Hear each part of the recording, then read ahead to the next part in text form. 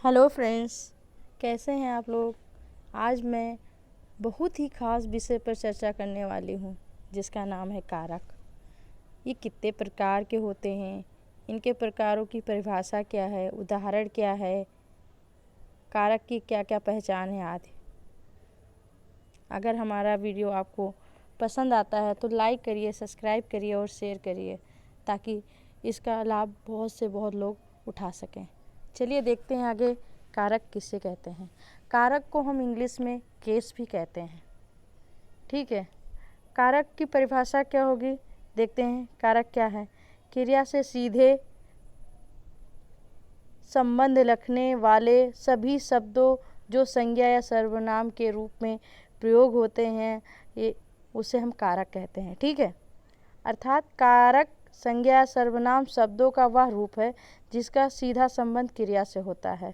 कहने का मतलब यह है कि जब किसी वाक्य में संज्ञा सर्वनाम का अलग अलग रूपों में प्रयोग होता है तब इन्हीं अलग अलग रूपों को हम क्या कहते हैं? कारक कहते हैं। देखते उदाहरण क्या है। राम किताब पढ़ता है, मतलब राम क्या कर रहा है? क्रिया कर रहा है। क्रिया में क्या कर रहा है? किताब पढ़ रहा है। संता बंता के लिए मिठाई लाया, मतलब यहाँ पे क्या हो रहा है? यहाँ पे क्रिया हो रही है। ठीक है, वह रोज़ सविता को हिंदी पढ़ाता है, मतलब पढ़ाने में क्या कर रहा है? अपनी एनर्जी खर्च कर रहा है ना, क्रिया कर रहा है ना, तो इसे हम क्या कहते हैं? कारक कहते हैं। चलिए आगे देखते हैं कारक के कितने प्रकार होते हैं। कारक के इसको या इजी वे में जान सकते हैं कारक के कितने भेद होते हैं। ठीक है, कारक के 8 भेद होते हैं जो इस प्रकार है। कौन कौन से हैं? कर्ता कारक होता है, कर्म कारक होता है, करण कारक होता है, संप्रदान होता है, अपादान होता है, संबंध होता है, अधिकरण होता है, संबोधन होता है। ठीक है, चलिए देखते हैं इसके चिन्ह कौन कौन से होते हैं कारक के, और इसको हम कैसे पहचानते हैं, इसमें कौन कौन सी विभक्ति का प्रयोग हुआ। आइए ये सब देखते हैं। चलिए देखते हैं।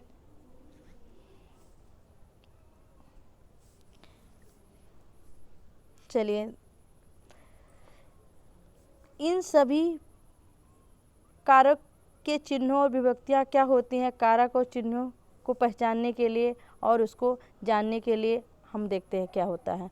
ठीक है, चलिए देखते हैं। कारक के विभक्ति चिन्ह किसे कहते हैं? संज्ञा या सर्वनाम का क्रिया से सीधे संबंध बताने वाले शब्द ने, को, से, को विभक्ति चिन्ह कहा जाता है। ठीक है, कारक तथा उनके विभक्ति चिन्ह को नीचे सारणी में दिया गया है। चलिए, कर्ता को हम जो है ने से, ने उसकी विभक्ति चिन्ह होती है। इसमें प्रतिमा विभक्ति का प्रयोग किया गया है। इसमें किसमें विभक्ति का किया गया है? प्रतिमा विभक्ति का प्रयोग किया गया है। ठीक है, कर्म में हमारा कौन सी विभक्ति का प्रयोग गया है? द्वितीय विभक्ति का। किसका? द्वितीय विभक्ति का प्रयोग किया गया है। और इसको हम जो है इसको को से इसका विभक्ति चिन्ह होता है, को इसका विभक्ति चिन्ह होता है। करण में द्वितीय विभक्ति चिन्ह का प्रयोग किया गया है, इसका चिन्ह होता है से। संप्रदान में जो है चतुर्थ विभक्ति चिन्ह का प्रयोग किया गया है। इसको जो पहचानने के लिए क्या क्या होना चाहिए? को होना चाहिए, के लिए होना चाहिए। ठीक है, अपादान से, इसमें जो है अलगाव, इसमें पंचमी विभक्ति का प्रयोग किया गया। इसमें अलगाव की भावना होता है, मतलब किसी चीज़ से अलग होना। जैसे इसको हम आगे चल के आपको पढ़ाएंगे और इसको एग्जाम्पल के थ्रू बताएंगे क्या होता है। अधिकरण नहीं, आगे हम पढ़ते हैं संबंध कारक। संबंध कारक को हम कैसे पहचानेंगे? को, के, की, रा, री, रे से। अधिकरण में पर, और संबोधन में हे, अजी, हो, अरे, ये सब हमारे क्या है? संबोधन के हैं, इसकी विभक्ति चिन्ह होते हैं। चलिए आगे देखते हैं कारक किसे कहते हैं।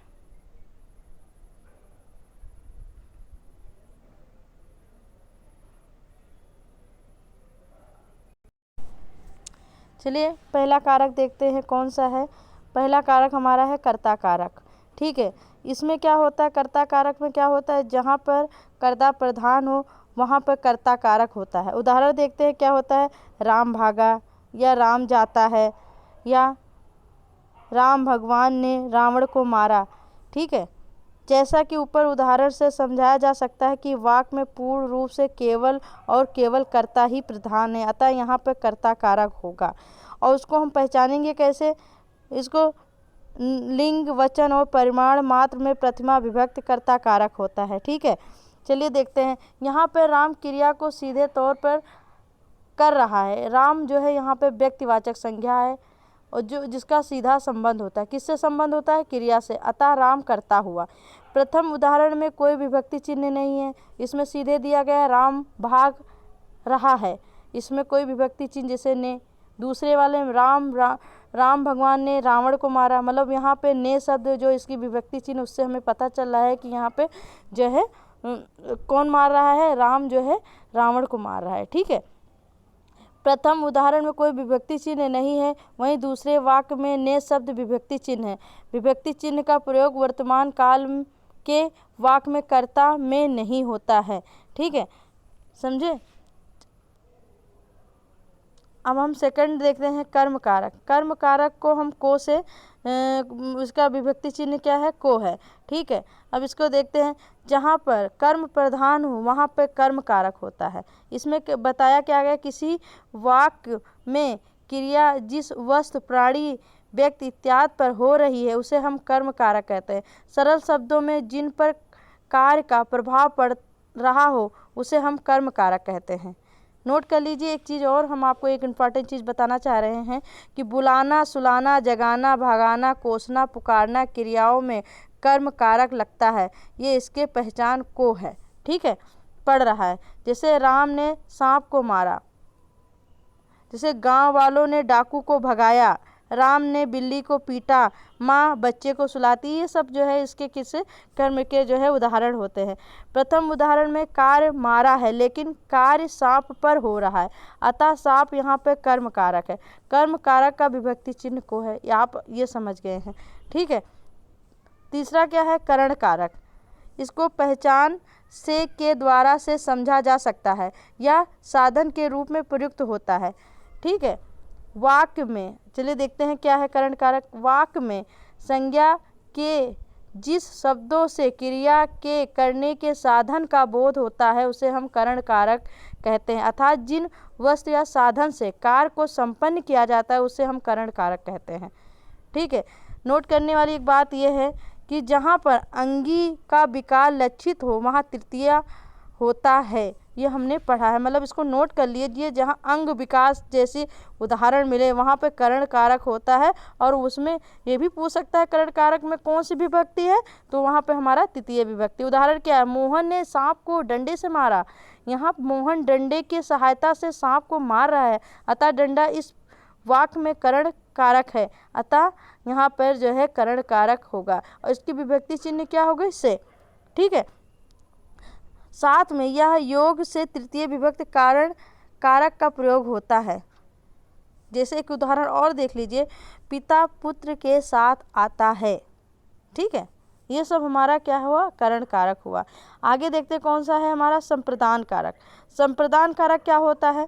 संप्रदान कारक संप्रदान की पहचान के लिए और को होता है। ठीक है, जैसे जब वाक्य में कर्ता कार्य किसी के लिए करता है उसे संप्रदान कारक कहते हैं, अर्थात कर्ता अपने कार्य से वाक्य में कार्य को फल जिसको देता है वहाँ शब्द संप्रदान कारक कहलाता है। संप्रदान कारक का विभक्ति चिन्ह के लिए होता है। ठीक है, के लिए होता है, के वास्तव होता है, हित आदि प्रत्यय वाले शब्दों को संप्रदान कारक होता है। ठीक है, जैसे उदाहरण क्या है? रमेश दिनेश के लिए हलवा बना रहा है, क्या कर रहा है? बना रहा है। हरि मोहन को रुपए देता है, यहाँ क्या है? सहायता के रूप में हो रहा है। ठीक है, नोट करने वाली बात यह है जहाँ पर जिसको कोई वस्तु प्रिय लगती है वहाँ पर चतुर्थी विभक्त संप्रदान कारक होता है। ये बहुत इम्पॉर्टेंट है, इसको नोट कर लीजिए, इससे आप देखते ही तुरंत आपको पता चल जाएगा यहाँ पे संप्रदान कारक होता है। जैसे उदाहरण देख लिए, इन्होंने क्या कहा है, मतलब हमने क्या बोला है? जहाँ पर कोई वस्तु प्रिय लगती हो वहाँ पर चतुर्थी विभक्त होती है, उसको हम आँख मूंद के उसको हम समझ जाते हैं क्या है? संप्रदान कारक होता है। जैसे उदाहरण, मोहन को लड्डू अच्छे लगते हैं, तो यहाँ पे हमको क्या, अच्छा हमने आपको क्या बताया, कोई प्रिय वस्तु अच्छी लगती है, वहाँ पे हमारा क्या होगा, संप्रदान कारक होता है। हरि को भक्ति अच्छी लगती है, तो ये ऐसे जो उदाहरण जहाँ पर देखेंगे वहाँ पे हम आपको संप्रदान कारक मानेंगे, और वहाँ पे कौन सी विभक्ति होगी, चतुर्थ विभक्ति होती है। ठीक है, एक और चीज़ नोट करने वाली है, जहाँ नमः स्वति मतलब कल्याण, स्वाहा, स्वधा, अल्प, पर्याप्त, ये सब चीज़ें आए वहाँ पर भी हमारा कौन सा होता है, संप्रदान कारक और चतुर्थी विभक्त होती है। जैसे गुरु को नमस्कार, उदाहरण देख लीजिए, गुरु को नमस्कार, अग्नि को स्वाहा, अपना कल्याण हो, पिता के लिए स्वधा, पहलवान पहलवान के लिए पर्याप्त है। ये ऐसे सारे उदाहरण जहाँ पे आए वहाँ पे कौन सा कारक होगा, संप्रदान कारक होता है। ठीक है, जैसे रमेश दिनेश के लिए हलवा बना रहा है, तो इस वाक्य में रमेश अपने क्रिया का फल दिनेश को दे रहा है, अतः दिनेश इस वाक्य में संप्रदान कारक है, मतलब वो सहायता कर रहा है, तथा इस विभक्ति के लिए चिन्ह होता है। समझ में आ गया। अब आगे देखते हैं अपादान कारक क्या होता है। अपादान कारक, इसमें कौन सी विभक्ति होती है, अपादान में पंचमी विभक्ति होती है। इसमें अलगाव होता है, इसमें स्वयं से अलग होने वाली ध्रुव में पंचमी विभक्ति अपादान कहलाता है। ठीक है, जैसे पेड़ से आम गिरा, वृक्ष से पत्ते गिरते हैं, छत से ईंट गिरा, बिल्ली छत से कूदी, चूहा बिल से निकला, गंगा हिमालय से निकली। ठीक है, तो जैसे नोट करने वाली एक चीज़ और है, जहाँ पर भय व्याप्त हो वहाँ पर पंचमी अपादान होता है। चोर पुलिस को देखकर डर गया, ये उदाहरण हो सकता है। ठीक है, ऐसी चीज़ें जहाँ पे दिखे वहाँ पे हमारा पंचमी विभक्त अपादान कारक होता है। जैसे पेड़ से आम गिरा, इस वाक्य में पेड़ अपादान कारक है, क्योंकि गिरना क्रिया के द्वारा पेड़ से अलग हो रहा है। समझ में आई बात, मतलब जहाँ पे अलगाव हो, जिसे बच्चा माँ से अलग हुआ, मतलब अलगाव हो रहा है, वहाँ पे मतलब हमारा क्या है, जिसके द्वारा मतलब कोई चीज़ हमसे छूट रही हो। जैसे आकाश से बारिश की बूंदें गिर रही है, मतलब क्या हो रहा है, आकाश से जो है बूंदें क्या हो रही है, अलग हो रही है। तो जहाँ पे अलगाव हो वहाँ पे हम आँख मूंद के पंचमी विभक्त अपादान कारक होता है। ठीक है, चलिए नेक्स्ट देखते हैं संबंध कारक किसे कहते हैं। वाक्य में शब्द के जिस रूप में किसी दो संज्ञा के बीच में संबंध प्रकट होता है उसे संबंध कारक कहते हैं। अर्थात शब्दों के जिस रूप में दूसरे शब्दों से संबंध का बोध होता है उसे संबंध कारक कहा जाता है। संबंध कारक का विभक्ति चिन्ह का, की, के, रे, रा, री होता है। ठीक है, एक चीज़ और है उसके जैसे उदाहरण, यह रामू की गाय है, मतलब यह संबंध को प्रदर्शित करता है कि का, की उदाहरण है। वह गंगा जल है, मतलब वो राम की पुस्तक कहाँ है, तुम्हारी किताब वहीं नहीं है। मतलब इन दोनों उदाहरणों में रामू की और रमेश के शब्दों से गाय तथा साइकिल से संबंध का बोध हो रहा है, अतः रामू की और रमेश की यह संबंध कारक होता है। यहाँ पे क्या है, जैसे यह रामू की गाय है, मतलब रामू की और गाय का दोनों का संबंध है, मतलब ऐसा तो नहीं है कि रमेश की गाय है, यहाँ पे रामू की गाय, इसलिए यहाँ पे यह रमेश की साइकिल है, मतलब कंफर्म है कि यहाँ पे ये रमेश की है, ये रमेश की चीज़ है, ये रमेश से संबंध है यहाँ पे, इसलिए यहाँ संबंध कारक। अधिकरण कारक, अब नेक्स्ट देखते हैं अधिकरण कारक क्या होता है। ठीक है, जब वाक्य में किसी क्रिया के आधार पर बोध होता है उससे अधिकरण कारक कहते हैं। अर्थात क्रिया के होने का आधार ज्ञात होता है उसे अधिकरण कारक कहते हैं। अधिकरण कारक का विभक्ति चिन्ह में है, क्या है, विभक्ति चिन्ह में है। एक चीज़ और देखने वाली है, किनारे, आश्रय, दिनों, यहाँ वहाँ, समय आदि के लिए अधिकरण कारक कहते हैं। जैसे उदाहरण, मछली पानी में रहती है। ठीक है, इस वाक्य में मछली कर्ता है और रहना कर्ता की क्रिया है, पानी क्रिया का आधार है, अतः यहाँ पर पानी में अधिकरण कारक है। ठीक है, जैसे एक और उदाहरण देख ले, जिस समय वहाँ आया था उस समय मैं नहीं था। ठीक है, इन दिनों वह लखनऊ में है या लखनऊ है। ठीक है, यदि किसी, नोट करने वाली बात है, नोट कर लीजिए, यदि किसी को अपने समुदाय में श्रेष्ठ या विशिष्ट बतलाता है या बताया जाता है तो वहाँ पे अधिकरण कारक होता है। कवियों में कालिदास श्रेष्ठ है, मतलब कवि हैं, कवियों में कौन श्रेष्ठ है, कालिदास। बालकों में कान्हा श्रेष्ठ है, मतलब बालक बहुत हैं, पर उसमें किसी एक चीज़ को श्रेष्ठ बताया जाता है, वहाँ पे जो है हमारा अधिकरण कारक होता है। ठीक है, चलिए लास्ट कारक पढ़ते हैं, कौन सा है, वो है हमारा संबोधन कारक। वाक्य में जब किसी शब्द से किसी व्यक्ति या प्राणी को बोलने का भाव व्यक्त होता है, उसे उस शब्दों का संबोधन कारक कहा जाता है। संबोधन से संबंधित वाक्य में अंत में का चिन्ह लगाया जाता है। संबोधन कारक का विभक्ति चिन्ह हे, अजी, हो, अरे। ध्यान देने वाली बात यह है कि संबोधन कारक में विभक्ति चिन्ह शब्दों से पहले भी लगाया जाता है। जैसे हे गोपाल, कहाँ जा रहा है। यहाँ पर गोपाल शब्द गोपाल को बोलने के लिए प्रयोग हो रहा है, अतः हे गोपाल शब्द एक संबोधन है। ठीक है, ये समझते हैं संबोधन के बारे में। किसी को किसी काम के लिए चिल्लाना, बुलाना, बोलना या पुकारना का संज्ञान बोध होना संबोधन कारक कहलाता है। मतलब ऐसा नहीं है, मतलब हम किसी तरीके से उसको बुला सकते हैं, हे इधर आओ, हे, मतलब ऐसा करके उसको संबोधन करके, मतलब ऐसी चीज़ें कर को वहाँ पे हमारा संबोधन होता है। संबोधन को चिन्ह से प्रदर्शित किया जाता है। इस चिन्ह को अंग्रेजी में एक्सक्लेमेशन मार्क कहते हैं। इसकी पहचान अरे, हे, अरे, शाबाश आदि उदाहरण हैं। अरे ये तुम क्या कर रहे हो, अरे ये तुमने क्या कर दिया, हो धोनी आउट हो गया, हे राम सहबास, ये सब हमारे क्या हैं, संबोधन है। ठीक है, तो अगर आपको हमारी वीडियो अच्छी लगे तो लाइक करिए, सब्सक्राइब करिए और शेयर करिए। धन्यवाद।